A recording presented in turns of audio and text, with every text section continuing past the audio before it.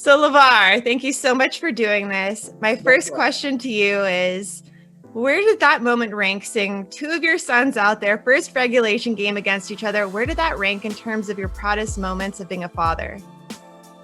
My rankings? I don't have no rankings. There's no proud moment. I'm proud all the time. So it ain't no, like, that's number 10, that's number 5. I ain't got no rankings. I'm always proud. What was it like to watch them play?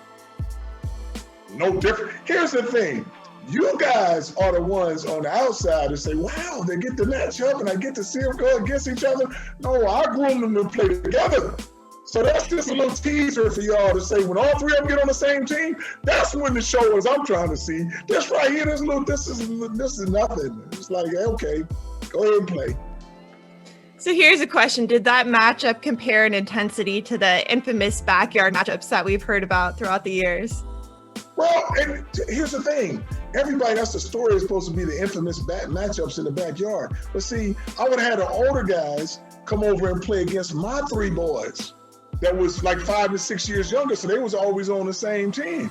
And then when we only had 2 people, I had to put Lonzo with a weak team and then put Melo and LiAngelo on the same team, because now it's the 2 younger ones against the 1 older. But yeah, it wasn't the same, because the coaching is different. That's why I can't get to see their full effect. Because you're not out there with them anymore? Man, not even that I'm not out there. It's just a style of play. They up and down. They like to go. It's a lot of half-court stuff, man, where, like I said, Melo would take the ball out quick and don't have nobody to throw it to all the way down there. Lonzo would do the same thing. But, man, when they play together, when they take that ball out, it's going all the way to the other end. So speaking of coaching, what was your assessment of both of their play tonight? Obviously, LaMelo was 1 assist shy of a triple-double. Lonzo's team ended up losing. How would you describe both of their performances? Both of their performances, I know it's not going to be up to my standard, on the fact that they're not playing the style that I taught, which is that up and down pace, getting that ball in and out, and just playing hey, ball's out. You can't do that with these. So these guys don't have the confidence in that. So, that's why it's going to be hard. This game for the NBA, if you want to be really successful, you got to run. You got to get up and down. Elsewise, you're going to get stuck. And it's just hard watching them play like that, because like I said, right now, my boys, as they say, when you get to the NBA, the speed of the game changes. Well, my boys is the only ones who got to slow down when they get to the NBA. So you don't think their game has really been showcased yet? Well, man, come on, man. 5, 6 points, 2 rebounds, Melo, 12 points, almost a triple-double. Folks are like, oh! But every time I coach them, triple-doubles, 30-something points, 15 assists, 19 rebounds. Lonzo the same, because we going. But they ain't nobody tapped into their real stuff yet. That's what I'm saying. When all 3 of them get on the same team, some coach is going to be smart enough to let them do what they do, which is win and outrun everybody. So let me ask you this. Lonzo's first 2 seasons in the league, you were extremely vocal. You've been a little less vocal recently. Well, how come? We've been less vocal on the fact that COVID. Wasn't no COVID last time. Everybody quiet. Where can I go? You can't go in the arenas. You can't travel. You can't go to a restaurant. You can't do nothing. So everybody going to be quiet. So it's not even about me being quiet. It's already I spoke my piece. I know what it is. So it's not even about that. Now, see, hey, the fact that all these outlets, look how I'm talking to you on the podcast, on the Zoom, because can't nobody run up on me no more and put that microphone in my face and say, "Oh, you got it," so you can't catch me out. I'm at home. You can't run through my doors and come through my fences. So everybody likes to have a narrative. Oh, he's a little more quiet. No, I'm always gonna be loud, because that's how I was born. It's coming out screaming.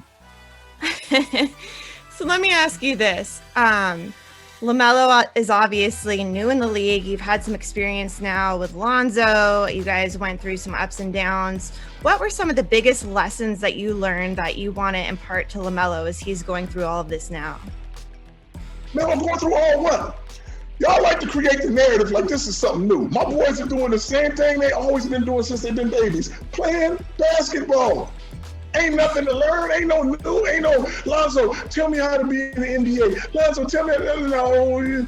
Hey, they was pulling up in nice cars and parking in the front at home games in high school. Ain't nothing changed. They just playing basketball. And everybody want to be like, you got to learn something. You ain't got to learn nothing. What I got to learn is keep going forward. Let me ask you this. What would you say growing up was the most competitive moment that you saw them share, either on or off the court? What's the most competitive moment? Let me tell you this. Since they was babies, I used to hang them on the bars, and they used to see who can hang up there the longest till one of them dropped. And then whoever drops, they say, let's do it again. Then I had them jumping off of stairs when they was in the living room. Who can jump the furthest stair? First, you start off on the first one. Then you start off on the second one. And who can get up to the ninth one? Don't break your leg. But competitiveness was in them the whole thing. That's how I bred them from being very young to be very competitive at 1 and 2 years old. When they hang out now, are they still that competitive with one another? They're always competitive. I mean, wherever it comes to, they don't talk trash and stuff to each other, but every time they get out there, they're trying to win at whatever they do. That's the same thing. Like, I love their mom, but if we play a game one-on-one, I'm trying to kill her. Competitiveness runs in the balls. So what was the conversation like with both of your sons before the game, after the game? Was there some trash talk? No, because my boys don't talk trash to each other. We only talk trash to fools that mess with us.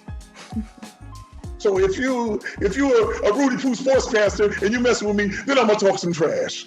That's why I'm gonna be very nice to you, Melissa, because I like your style. But some of these other ones, and they know what I'm talking about, the $3 bill, he knows for sure. And a couple of them that ain't even working no more. Leave me alone. So what are we going to see out of Lonzo and LaMelo this season? Where do you expect them to take their game in the next couple of years? What should we expect to see? Well, I expect their game every time. I expect my boys to play, go for a championship.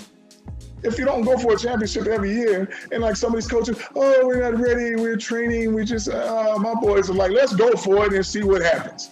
But if you already got in your mindset that, no, we're not going to make the playoffs, they don't have that killer mindset. A lot of these coaches don't have that. They don't have that killer mindset, and they're just too passive. That's why you don't get the best out of my boys.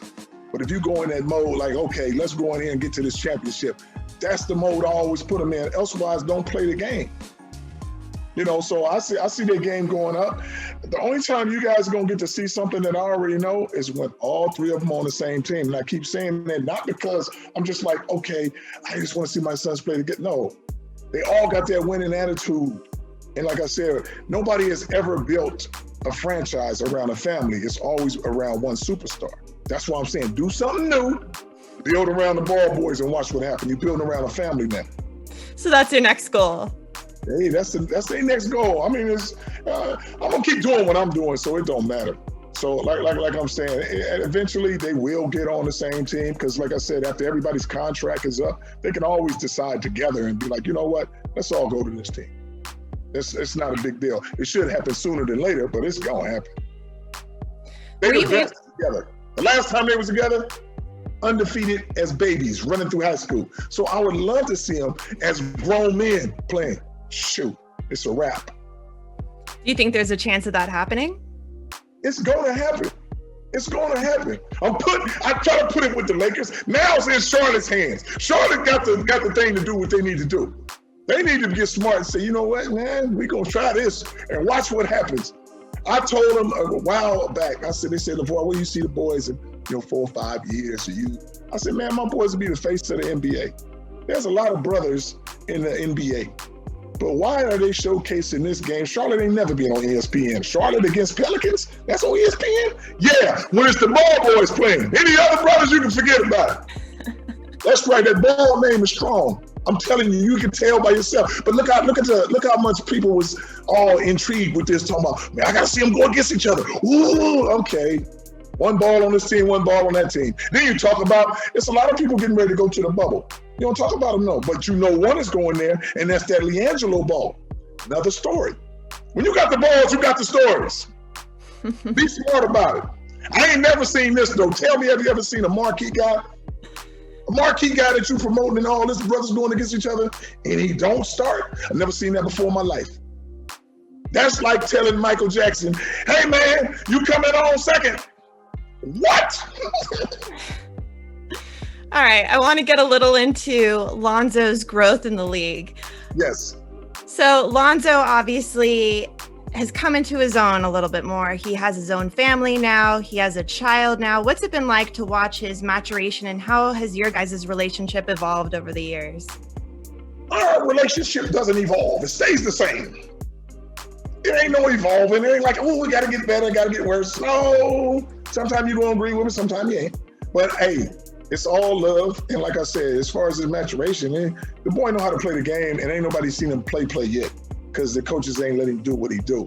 And I see what's going on with some certain things and stuff, but I know what my boys can do.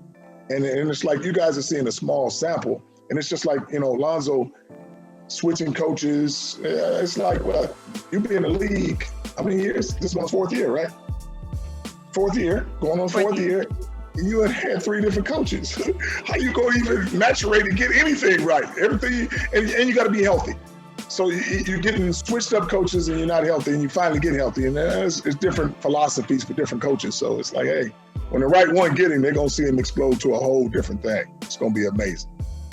Does he share that frustration that you've expressed with so many different coaching and kind of not been given the? He don't have to share it. I already know. I know how my boys look. Just like I'm gonna tell you what the mentality that I have for them is to be the best in the building. So when you're working hard and you wanna start or do whatever, I got them to start the game all blazing. What I mean by that, they got to start, and then you say, you know what? We ain't gonna come from behind all the time. We gonna come in there full speed, and that's what Lonzo want to come in and get in that rhythm and shooting and going fast.